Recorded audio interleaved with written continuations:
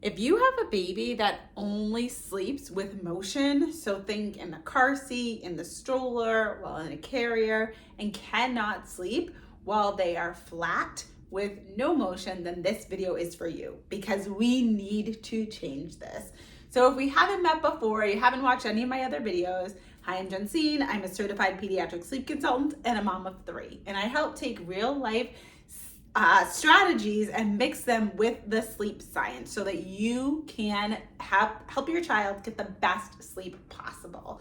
So today we're going to talk about those babies that only will sleep while there's motion going on in the swing, in the carrier, in the car seat, in the stroller, and will not sleep just in a pack and play, bassinet, or crib. And while it is convenient at times, because I never want to ask families to live their life in this bubble where they have to be home for every single nap and every single bedtime right on time, there does become the opposite problem where you're always having to be on the go and you can't stay home because that's the only way that your baby sleeps. So we need to find this happy medium where most of the time, 80% of the time, they are sleeping in their crib at home or the place that they sleep overnight.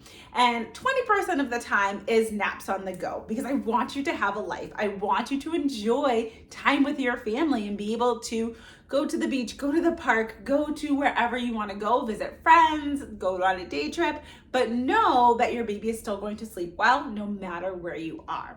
So this video goes out to the parents that only have children that will sleep on the go.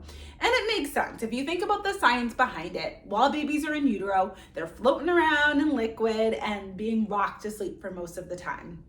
So as they are born and they get a little bit older, it can be hard to move away from that. And they're still needing that rocking, that walking, that driving, that motion to be able to get them to sleep because that's what they knew in utero. So we have to teach children how to be able to sleep without that motion so they can get in the good sleep that they need. This isn't to say that motion sleep isn't sometimes needed, isn't good on some parts, but we need them to be able to get into a nice deep sleep. And that isn't possible when they're doing motion sleep. So think about if you're in the car and if the red light that you're at is too long, your baby will wake up. If you are stuck in traffic and you're just moving like inch by inch, that's gonna cause them to wake up. They need that constant motion to be able to sleep, which means they're not really in an actual deep sleep. They're in a very light stage of sleep.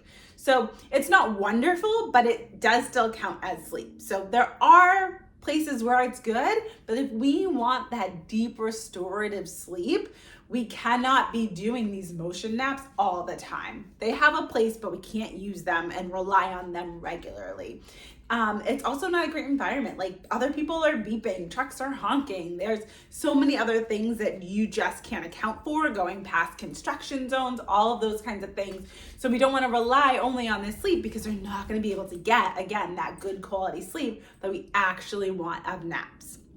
The next thing to think about is when it is appropriate to do these motion naps. So at the beginning of this video, I mentioned that we don't want you to be stuck all day just in the house, never being able to do naps on the go. This can be really helpful if you try a crib nap and it doesn't work out. So say your child is absolutely refusing naps. You've tried for a while, they're not going down. Then it comes to a point where we just need them to get some sleep during the day. Is it the best quality? No. Is it something that's gonna get them some sleep to get them through to bedtime, through the morning, to take another nap in the evening or in the afternoon? Yes. So sometimes we do need these, and I call them emergency naps. If we know a child is going to fall asleep that way and they've refused all other ways, it can have a place. Again, it's not something great, but we need it as a second option to know, okay, everything else has failed us. We do have something to rely back on to help our child be able to fall asleep.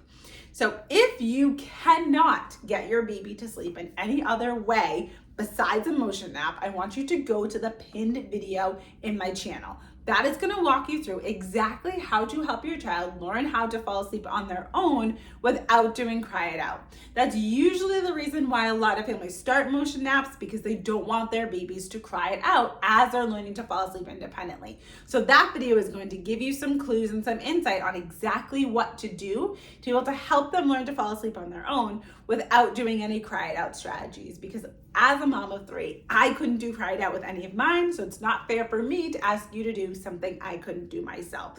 So go to that pinned video, check it out so you can get the strategies you need to be able to have some naps at home. Because as I said before, we want 80% of the naps that your child is taking throughout the week. It may be heavy on a motion nap day one day and then all of the other naps on another day or at home. So you want the average through the week to be 80% happening in the crib or the place that they sleep overnight, if they're sleeping in a bassinet or a pack and play.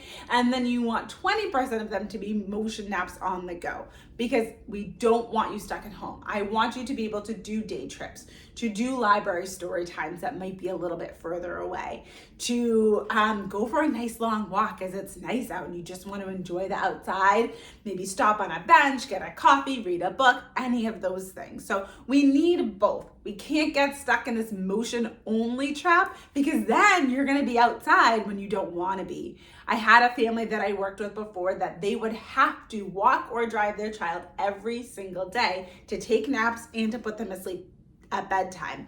Whether it was raining, whether it was snowing, it didn't matter. They had to do this. And I don't want any family to feel stuck in one or the other. Stuck where they can never leave their house because their baby only sleeps in this perfect, calm, quiet, dark environment, and this place where they have to be out all the time, even when they don't want to be, because their baby only sleeps with motion. So if that is you, we don't want any extremes here. We want everyone right in the middle, finding a perfect balance of both. So again, if you need more support, go to that pinned video in my channel. It's going to give you everything you need to be able to sleep through the night without doing cry it out. And I cannot wait for you to go watch that video and get the exact steps so you are sleeping in just 3 days. See you there.